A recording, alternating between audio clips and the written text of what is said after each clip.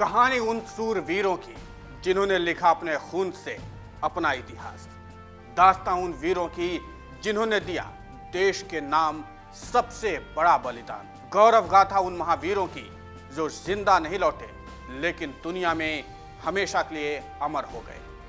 जज्बा उन वीरों का जिनको नमन करता है देश का एक एक नागरिक। इसलिए तो वो कहे जाते हैं वीरों के वीर, परम वीर।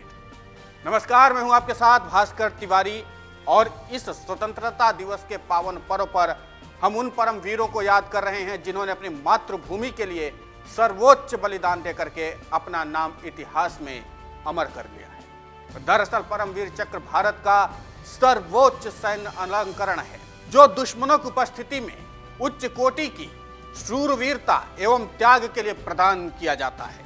ज्यादातर स्थितियों में यह सम्मान मरणोपरांत दिया गया है। इस पुरस्कार की स्थापना 26 जनवरी 1950 को की गई थी। जब भारत गणराज्य घोषित हुआ था, भारतीय सेना के किसी भी अंग के अधिकारी या कर्मचारी इस पुरस्कार के पात्र होते हैं एवं इससे देश के सर्वोच्च सम्मान भारत रत्न के बाद सबसे प्रतिष्ठित पुरस्कार समझा जाता है। उन्हीं शूरवीरों की कहानी आपको बताएंगे जो इस पुरस्कार से सम्मानित हुए। उन वीरों की भी गाथा आपको बताएंगे जो जीते जी भी ये पुरस्कार हासिल कर चुके हैं। सबसे पहले बात करेंगे सोमनाथ शर्मा की। भारतीय सेना के कुमाऊं रेजिमेंट की 4थी बटालियन की डेल्टा कंपनी के कमांडर थे सोमनाथ शर्मा। नवंबर 1947 के भारत पाक संघर्ष में अपनी वीरता से शत्रु के छक्के छुड़ा दिए। उन्हें भारत सरकार ने मरणोपरांत परमवीर चक्र से सम्मानित किया। परमवीर चक्र पाने वाले वे प्रथम व्यक्ति हैं। दूसरे नंबर पर आते हैं लांस नायक करम सिंह। लांस नायक करम सिंह परमवीर चक्र से सम्मानित भारतीय व्यक्ति। इन्हें यह सम्मान सन 1948 में मिला। करम सिंह को उनकी बटालियन सम्मान देने के लिए सुसज्जित सिपाही के नाम से उच्चारित करती थी। श्री सिंह ऐसे सिपाही थे जिन्हें स्वयं जवाहरलाल नेहरू ने स्वतंत्रता की प्रथम रात्रि को तिरंगा उठाने के लिए चुना, जो कि एक सम्मान से कम नहीं था। लांस नायक करम सिंह सैन्य क्रमांक संख्या 22,356 को 26 जनवरी 1950 को सर्वोच्च सैन्य पदक परमवीर चक्र से नवाजा गया। तीसरे नंबर पर आते हैं second lieutenant Ram Raghoba Rane. Second lieutenant Ram Raghoba Rane Param Vir Chakra से सम्मानित भारतीय सैनिक हैं। इन्हें 21 जून 1950 को सेकंड लेफ्टिनेंट राम राघोबा राणे को परमवीर चक्र से नवाजा गया। उससे कुछ महीने पहले ही उन्हें लेफ्टिनेंट बनाया गया था। 25 जनवरी 1968 को राणे मेजर के पद से रिटायर हुए। 1994 को पुणे के कमांड हॉस्पिटल में उनकी मृत्यु हो गई। चौथे नंबर पर आते हैं यदुनाथ सिंह। यदुनाथ सिंह परम चक्र से सम्मानित भारतीय सैनिक हैं। इन्हें 26 फरवरी 1948 को अपने वतन पर न्यौछावर होने वाले यदुनाथ को मरणोपरांत परमवीर चक्र से सम्मानित किया गया। उनकी कहानी कुशल नेतृत्व, निडरता और साहस की शौर्य गाथा है। इनकी कहानी आज भी भारतीय सेना के जवानों को सुनाई जाती है। पांचवें नंबर पर आते हैं पीरू सिंह। ब्रिटिश भारतीय सेना में सैनिक थे। उनका 1947 के भारत पाक युद्ध में निधन हुआ। उन्हें मरणोपरांत परमवीर चक्र से सम्मानित किया गया, जो शत्रु के सामने वीरता प्राप्त करने के लिए दिया जाने वाला सर्वोच्च भारतीय सम्मान है। छठे नंबर पर आते हैं कैप्टन गुरबचन सिंह सलारिया। कैप्टन गुरबचन सिंह सलारिया परमवीर चक्र से सम्मानित भारतीय सैनिक हैं। इन्हें यह सम्मान 1961 में मरणोपरांत मिला। सातवें नंबर पर आते हैं धन सिंह थापा। धन सिंह थापा परमवीर चक्र से सम्मानित नेपाली मूल के भारतीय व्यक्ति हैं। इन्हें यह सम्मान 1962 में मिला। इनकी वीरता की गाथा को आज भी भारतीय सेना में काफी सुनाया जाता है। आठवें नंबर पर आते हैं सूबेदार जोगिंदर सिंह। सूबेदार जोगिंदर सिंह परमवीर चक्र से सम्मानित भारतीय सैनिक हैं। इन्हें यह सम्मान 1962 में मरणोपरांत मिला था। 9वें नंबर पर आते हैं मेजर शैतान सिंह। ऊंचे चौशूल क्षेत्र के रेजांगला दौरे की ऊंची बर्फीली पहाड़ियों पर आसमान के नीचे सिर पर बिना किसी छत के काम चलाऊ गर्म कपड़े, जूते पहने सर्द हवाओं में गिरती बर्फ के बीच हाथों में हथियार लिए ठिठुरते हुए भारतीय सेना की 14वीं कुमाऊं रेजिमेंट की सी कंपनी के 120वें जवान में अपने सेना नायक मेजर शैतान सिंह भाटी के नेतृत्व में बिना नींद की एक झपकी लिए भारत माता की रक्षार्थ के लिए तैनात थे और लड़ते लड़ते मेजर शैतान सिंह शहीद हो गए थे।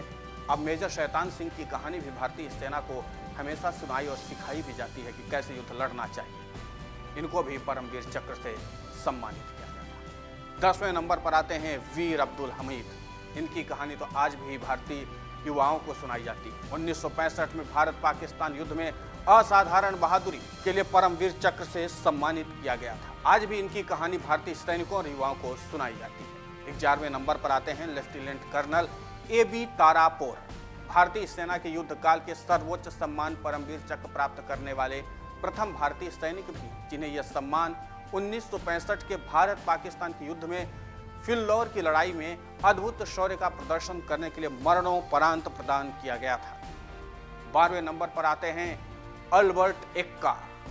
अल्बर्ट एक्का का जन्म झारखंड के गुमला जिले के डुमरी ब्लॉक के जरी गांव में हुआ था। उन्होंने 1962 के भारत चीन युद्ध में अपने शौर्य का बेहतरीन प्रदर्शन किया और युद्ध के बाद उन्हें लांस नायक बना दिया गया। 1971 के भारत पाकिस्तान के युद्ध में अल्बर्ट एक्का वीरता, शौर्य और अपने सैन्य हुनर का प्रदर्शन करते हुए अपने इकाई के सैनिकों की न सिर्फ रक्षा की थी बल्कि असाधारण वीरता का परिचय भी दिया था। भारत सरकार ने इनके बलिदान को देखते हुए मरणोपरांत सैनिकों को दिए जाने वाले उच्चतम परमवीर चक्र से सम्मानित किया था। 13वें नंबर पाते हैं निर्मलजीत सिंह सेखो। परमवीर चक्र से सम्मानित भारतीय सैनिक हैं। इन्हें यह सम्मान सन 1971 में मरणोपरांत मिला। सेखो ने 1971 में पाकिस्तान के विरुद्ध लड़ते हुए उस युद्ध में वीर गति को प्राप्त हुए थे, जिसमें भारत विजयी हुआ था और पाकिस्तान से टूटकर उसका एक पूर्वी हिस्सा बांग्लादेश के नाम से स्वतंत्र राष्ट्र बन गया था।